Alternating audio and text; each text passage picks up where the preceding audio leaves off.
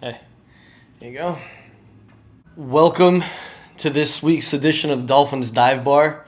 I'm your host, Tony 2x Chicky, with the apple concoction that my wife made. It's pretty good. First Black Friday game for the league is in the books. Our beloved Miami Dolphins do pick up the win over the stinking Jets by a final score of 34-13. That game had to be earned, especially in that first half and basically through the third quarter. The Jets' defense was, I wouldn't say every bit as advertised, because Miami was able to put some long drives together, sustain some drives, constantly removing the ball. Even in those areas where they'd get like a turnover on downs or whatever, they were still able to move the football pretty well against that defense. And Jets' offense was almost non-existent. I mean, Dolphins pitching a shutout in the first half, other than the pick six that they got, and then they wound up getting not necessarily a cheap touchdown later, but they got a touchdown later. I mean, defense just held them. Defense was on point. Shout out to the Dolphin fans that were a part of that MetLife takeover. We could see you on the TV, whole sea of aqua and orange. We could hear you during the game, post game. We were loud. Or you guys were loud. You guys took over. It's such a cool experience. I cannot wait until I'm back on the East Coast so I can participate myself in a couple of these MetLife takeovers. Bittersweet day for sure. I mean, I was so happy. And then kind of like all the air gets sucked out because, we do lose Jaelan Phillips today. Jaelan Phillips got hurt, non-contact play. You could see it in the replay. Just it looked like something under his sock just kind of rippled, and you could see like the range of motion, or the range of emotions in his face. He was like, "What was that? Oh crap! Ow!" And he's on the ground. That's a bummer to lose one of your best pass rushers. I mean, Phillips was having such an amazing season. I mean, he was just such a force back there. He disrupts the quarterback. He gets there, gets his hands on you, gets sacks. His motor is, Crosby level. He's just constantly moving, constantly chasing down, even if he gets beat or if a play gets away from him. He never gives up on anything. He takes good angles. He has great instincts. He's batting down a lot of balls. Hands are up in your face or in the quarterback's face. It's just, it's such a bummer to lose him. And, oh, man, Agba, Van Ginkel. I mean, I love me some Van Gunkel, as Al Michaels called him. But, I mean, I love me some Van Gunkel. But, he's going to have to show up. He's going to have to show up and show out. Agba's going to have to show up, show out. Because losing that piece to, this defense was getting so healthy. This defense was healthy. They're getting so good. And it's not the biggest setback, but, I mean, unfortunately, I think we're going to feel it a little bit. So we'll see. We're also going to see about that offensive line, man. More injuries. I don't know. I haven't heard anything about Teron Armstead. He went down, was something with the quad, I think, and was questionable to return.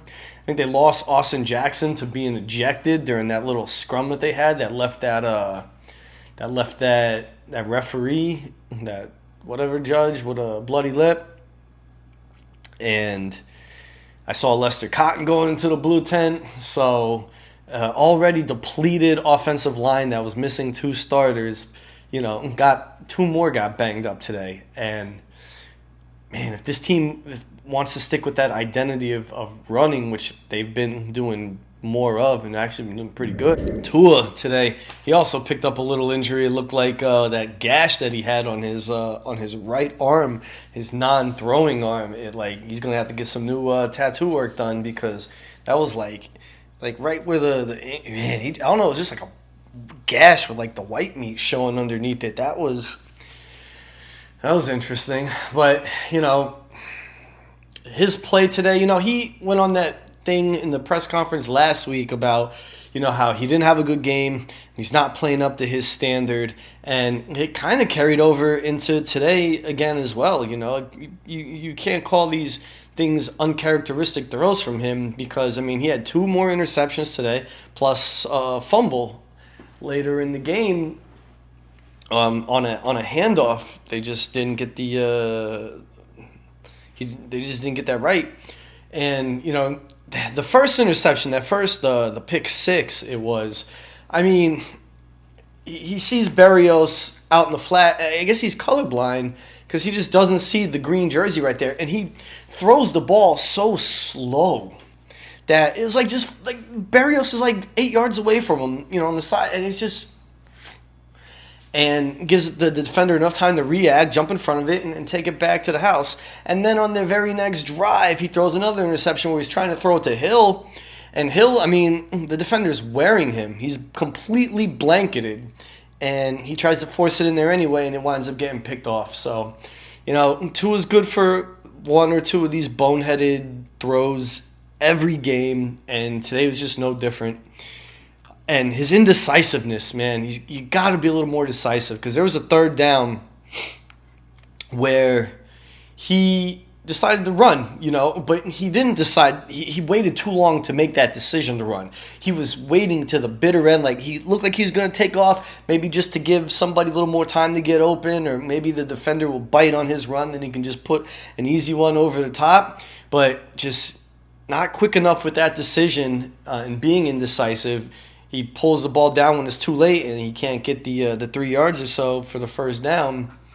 Winds up getting like a yard. Coach McDaniel, some of those same mistakes that play calling business. One of them, he's like, oh, that's my bad. It's like, yeah, man, we got to figure this out because, Miami burnt, once again, they burnt 2 timeouts today because they can't get a play call off in time.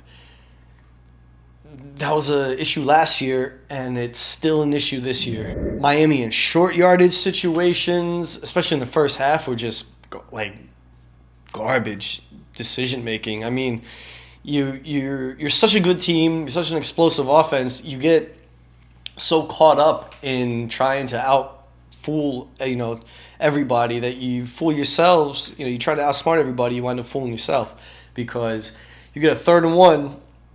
You're running the ball. Mostert's running monster. Freaking Jeff Wilson Jr., props to you, bro. You were running monster.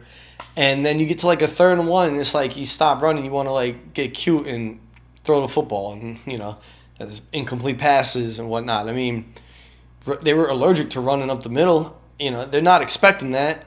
Do it. It'll work. And they finally did do it one time. I think Mostert was able to gash a decent game. And he ran hard today too, man. Mostert had 20 carries for 94 yards and 2 touchdowns today. That gives him 13 touchdowns, total touchdowns on the season. He is number 1 in the AFC, and he is number 2 in the whole NFL, trailing only Christian McCaffrey by 3 because he has 16. They both have 11 rushing touchdowns, but McCaffrey has 5 receiving touchdowns compared to Mostert's 2. So, even with Achane the way he was, or Achane the way he was balling and getting a lot of touches and getting some touchdowns too, like now that he's, being more the featured guy because of the injuries, he just keeps padding that touchdown. I mean, he had a couple sweet runs today. He's fun to watch, man. I really dig him. Tyreek Hill, he's continuing his assault towards 2,000 yards. He had 9 catches for 102 plus a touchdown. Could add another touchdown on that 4th down where he basically just let it go through his hands in the end zone. So he could have had 2 today. But, he still had a good game. He dealing with a little thing too. I hope that ankle's okay. I mean, because he got kind of rolled upon in that first drive, I think it was. And I mean, this time of the year where, a lot of guys have little nicks and bumps here and little twinges, and a lot of these guys are dealing with their own little pain. So just massage and rest and movement, mobility stuff. Just got to stay healthy because we want that deep run, and we can't get that deep run without guys like Hill. Waddle, my man, he had 8 catches today for 114 yards. Got him involved early. I was happy to see it. He got a couple, he got a run and end around 2, I think, or like a jet sweep. He, especially after last week only getting 4 catches, I'm glad they were able to use him more today. Didn't see Claypool. Maybe I did see Claypool out there for like one play. I don't know. But Chosen Anderson was in street clothes. Braxton Berrios was getting a lot of love on the field today, and so was Durham Smythe. It's good to see him back. But unfortunately, unable to really get them involved. Well, Smythe got involved, but unable to really get Berrios involved on the offense. Defense doing Christian Wilkins. The guy is playing himself out of Miami. He's playing into a top-tier contract, even more top-tier contract, because he's just always there. He doesn't bite on any of their moves. He doesn't bite on the play action. He's just in the backfield. As soon as the quarterback turns around or back gets the ball, he's right there. So much energy, so much nimbleness for the big man. I love watching him play. He's such a great piece on that defense, and I'm enjoying as the season goes by and they know that system more and more. They're learning all the ins and outs, and they're starting to feast a little bit. Javon Holland, I mean, what can you say about him? The Hail Mary, they're calling it, where he picks it, goes 99 to the house. He's in the end zone, jumps up, catches it, lands on the one, and then just runs down the right side of the field. Does a little stick in the grass to go the other way on Boyle, and easy touchdown, pick six, right before the half, which was so needed because the momentum was definitely swinging towards the Jets' way. They just threw the pick. Miami just threw the pick six, and then when they get the ball back, they throw another interception, and then Tua gets back-to-back drives of interceptions, and you're like, crap, we're gonna go into the half like 10-6, and then Holland, and the defense put it on their back, and Holland gets that pick six, and it really changed the course of the rest of the game for Miami. So let's get to the game, right? First drive, Miami, just Phillips getting a hand up in there, getting a hand in Boyle's face. Fangio did a good job this whole game of disguising blitzes and coverages and just doing things that Boyle hasn't seen. This is only his fourth career start. And they had him fooled on a lot of plays, and they got to him. They made contact. First drive, just, the big thing that stood out to me was just putting pressure on him early. Miami's first drive, it took forever, it seemed, because it was like you had like the first play, and then there's like a penalty or something, and then there's a challenge flag, and it just took forever to get to like plays 3 and 4, it seemed. Then on that drive, they hit Hill for 36 yards. Tua hits him on a long ball. That was the one that he almost got away from it, but it was kind of like the defender was able to get his arms around Tyreek's legs and tripped him up and kind of just landed on and rolled him over, and that's when Tyreek got up, and he's limping a little bit because he's got his ankle rolled. Miami gets the ball down there. It's near the goal line, and they don't go for 3. They do not go for 3 when they're that close to the goal line. They didn't do it last week. They didn't do it this week, and unfortunately, once again, it doesn't pay off for Miami. They get the turnover on downs because, it was a good throw, but Tyreek, it just literally went through his fingers, and he wound up, I guess it would be a drop. Winds up dropping it. Jets get the ball. Then the Jets get it. Jaelan Phillips almost gets a sack for his safety, but at the last second, Boyle just makes like a little desperation fling of the ball. That's in the general vicinity of a receiver, so instead of an intentional grounding or a safety, it's just an incomplete pass.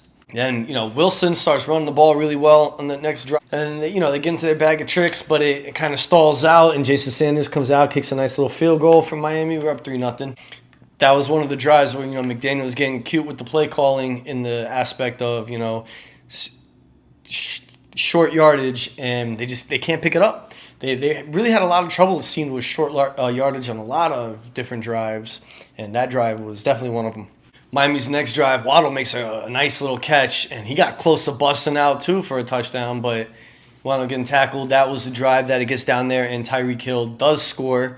The safety just completely whiffed on him, and whiffed on the open field tackle, and Tyreek was just able to easily get into the end zone, get a touchdown, gave the ball to his wife, who was wearing that nice little fur hat, and he was like, nobody better jump them nachos on her this time, right? But hey, Nacho Gate. Even Tyreek said it himself. That fan was vindicated because his old lady kind of knocked it out of the guy's hand herself. Next drive for the Jets, Phillips. Phillips gets a sack. Wilkins, I think, gets a sack. Phillips, man, he was doing so damn good this game, too. These plays, I mean, he was just in it. Every time you look, the dude's in the backfield making a play. Next drive for Miami was the pick six. We talked about it. That slow rolling throw. Tried to get over to Berrios. Take it to the house. Too easy.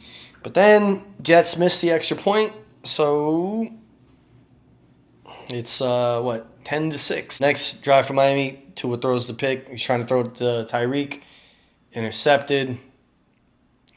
And this is all in the last 2 minutes of the first half. So it's like you're trying to go into halftime with the momentum and everything, but you're just completely handing it to the Jets at that point. But then the Javon Holland pick six happens, the Hail Mary. Miami goes into halftime instead of at 10-6, 17-6.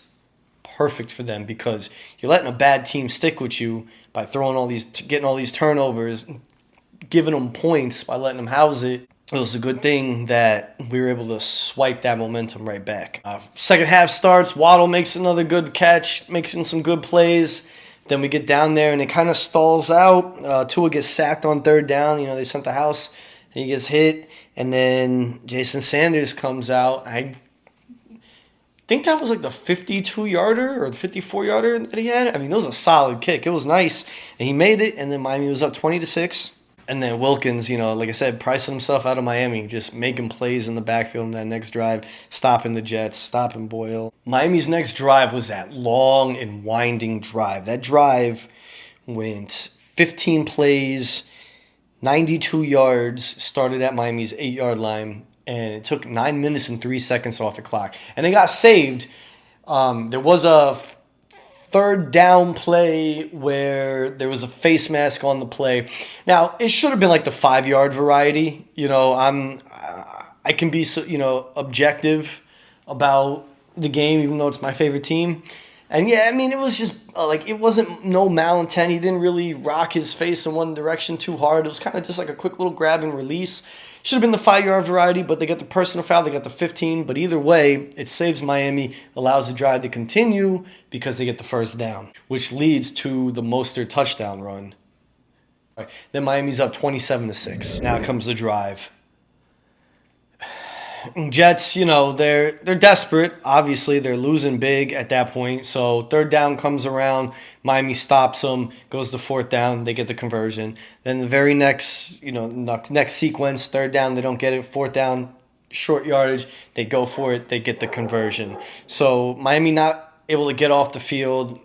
Jets are able to move the ball down the field that drive. And then that's when it happened. Jaelan Phillips, completely untouched. I got my, you learn something when you come to the Dolphins Dive Bar. So I got my little anatomy book here, and you could just see that right here is the Achilles tendon. This whole sheath of fiber that goes right, it attaches basically right here under your calf. A tendon attaches bone. This is your heel bone. It attaches bone to muscle, and you could just see through the sock. You just see a ripple, just a wobble, just like the page just going like that. Basically, that's what you saw in his sock. So that it doesn't take a doctor, but you can just see if you know any basic anatomy. This thing popped off and just kind of tucked underneath the calf. It looked like, and that was it. And he knew it.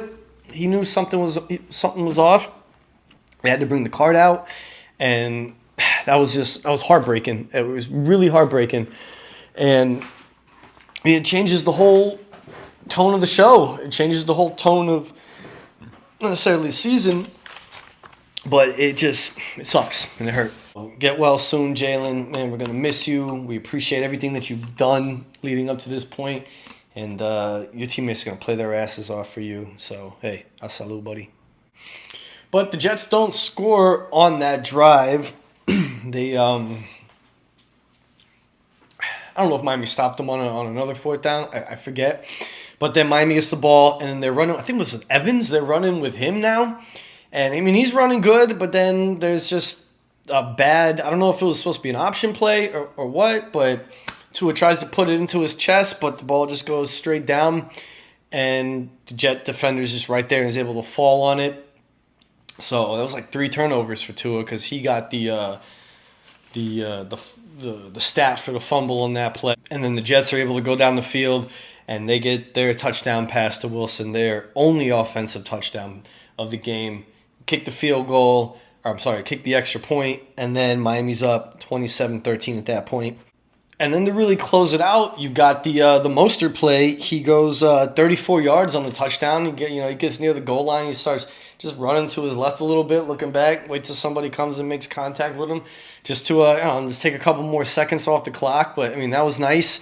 That touchdown was the end of the offense or the end of the scoring for both teams. It's like 3 minutes and change left in the game. Anyway, Miami goes up 34-13, and they're able to just close it out. They closed it out with Mike White coming in, victory formation, kneeling the old ball. And hey, the Dolphins win. Record is 8-3, and as of this moment, before they play any games on Sunday, but looking at that playoff picture, as of this moment, Miami is in first place in the conference. And if the season doesn't end today, but if it did, Miami would have earned the first round bye. And that's what you're playing for because this offense, this team, the way it's set up, you don't want to be on the road. You want to be like those old Dolphin teams, those teams of Dolphin past where Miami's playing home games. The Super Bowl had to go through Miami. We don't want to be on the road. We don't want to be, we get the wild card. If we win the division, we host a wild card, and then we got to go on the road to like Baltimore or KC or wherever, right? We don't want that. We don't need that in our lives. We want the home field. And, these next 3 games coming up is the Commanders, and then you have Monday night Tennessee, and then you've got the Jets again before, so you can stack up on some W's before, you get into the Dallas, Baltimore, and then Buffalo part to end the season out. So you just want that home field. Got to perform. Got to earn it, right? So next week's game, the December 3rd, Miami will be up in the little north of the nation's capital. They'll be in Maryland playing the Washington Commanders. That should be another Miami takeover because D.C. is such a transient town that their stadium's half away fans anyway whenever you go to one of their games. And that place should be jumping with Dolph fans.